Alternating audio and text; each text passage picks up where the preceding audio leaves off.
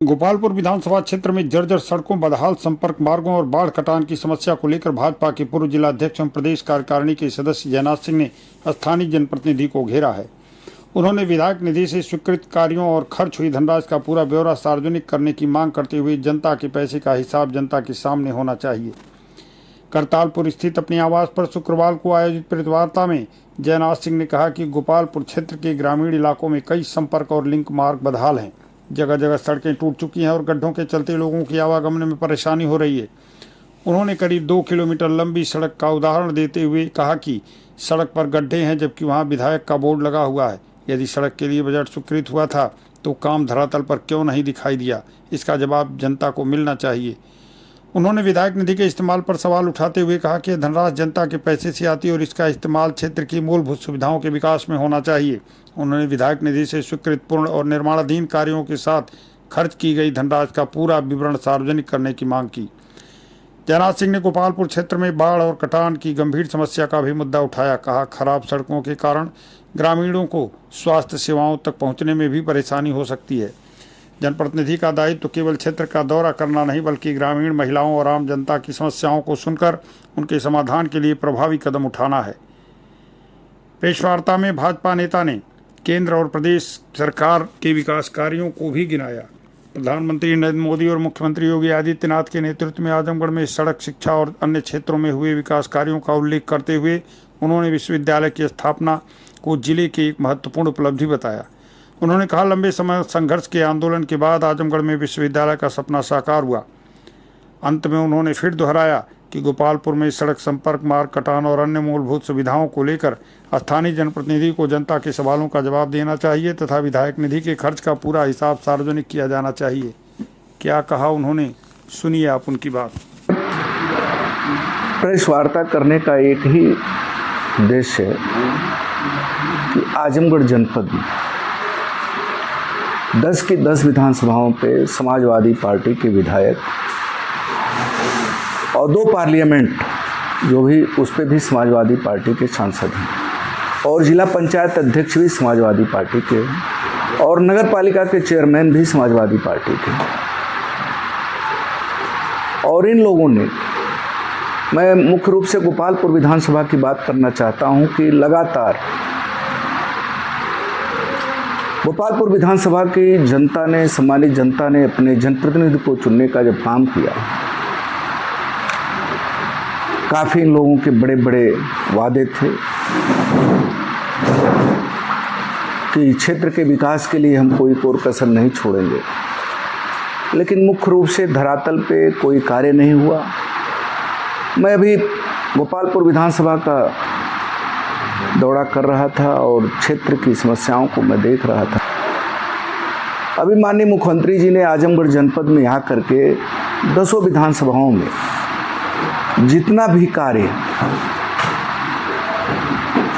किया है उत्तर प्रदेश के मुख्यमंत्री जी ने किया और वही 1.5 वर्षों में भारतीय जनता पार्टी से सांसद दिनेश लाल निरहू ने, चाहे आजमगढ़ से रौना पार भीमभर की सड़क रही हो, चाहे महाराजगंज से लेकर के देवारांतर तक जाने की सड़क रही हो, 4 लेन की सड़क। लेकिन मैं जब ग्रामीण अंचल में जाने का कार्य किया तो ग्रामीण अंचल में एक चीज़ देखने को मिला, जो विधायक जी द्वारा कार्य होना चाहिए था वो कार्य लिंक मार्ग, संपर्क मार्ग, वो टूटे फूटे हैं और निर्माण नहीं है। कहीं ग्राम प्रधान द्वारा खड़ंजा है तो कहीं इंटरलॉकिंग है। जिस स्तर पे 10 वर्षों में कार्य होना चाहिए था, गोपालपुर विधानसभा का विकास होना चाहिए था, वह विकास नहीं हुआ। धरातल पे कार्य इन लोगों ने नहीं किया है और धरातल पे कार्य न होने के कारण एक बहुत बड़ी समस्या भी आई है। जब कटान की तरफ हम लोग जा रहे थे, एक ऐसी सड़क है 2 किलोमीटर की जिस पे गड्ढे और दुर्भाग्य सबसे बड़ी बात जो है उस पे विधायक जी का बोर्ड लगा हुआ है, सड़क बनी नहीं है और इसका मतलब कि उस पे बजट अलॉट हुआ। जो भी सड़कें मैंने देखा, बजट अलॉट हुआ, उस पैसे का दुरुपयोग हुआ और दुरुपयोग इस हद तक हुआ कि ग्रामीण अंचल के लोग इतना परेशान थे। एकदम जो है सही है और कार्य हो रहा है। सरकार हमारी मजबूती से डोर टू डोर, अभी आप ये बता दीजिए, हमने प्रधानमंत्री आवास दिया, हमने कभी जातिवाद पूछ करके किया क्या? हिंदू मुस्लिम करके दिया क्या? जो उस पात्रता की श्रेणी में थे उनको आवास मिला, उनको शौचालय मिला। हमने जितना भारतीय जनता पार्टी के मैनिफेस्टो घोषणा पत्र में थे, हकीकत है कि पूरा कार्य डोर टू डोर हुआ है और सारे लोग प्रसन्न हैं। जनता घोषणा पत्र के आधार पे जितना भारतीय जनता पार्टी घोषणा की थी चुनाव के समय, वो सारे कार्य भारतीय जनता पार्टी की सरकार में पूर्ण हो चुके हैं और आगे और कार्य जो भी शेष समय बचा है पूर्ण होंगे।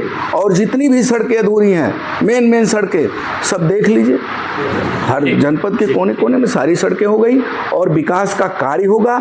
आगे भारतीय जनता पार्टी की 2027 में पुनः तीसरी बार सरकार बनने जा रही है और कार्यकर्ता खुश है, मनोबल ऊंचा करके जनता साथ है। जो लोग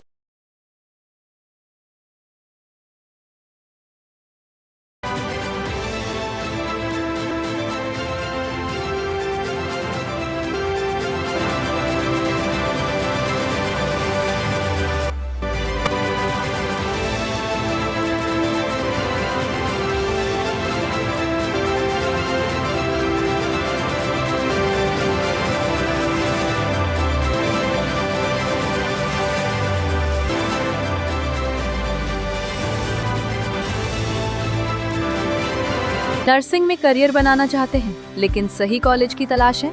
अब इंतजार खत्म। रेनबो नर्सिंग कॉलेज अब है INC अप्रूव्ड, यानी मान्यता प्राप्त डिग्री, बेहतर ट्रेनिंग और पूरे भारत में जॉब के अवसर। अब आपका सपना बनेगा एक मजबूत और सुरक्षित करियर। आज ही जुड़े रेनबो नर्सिंग कॉलेज से और अपने भविष्य को दें सही दिशा।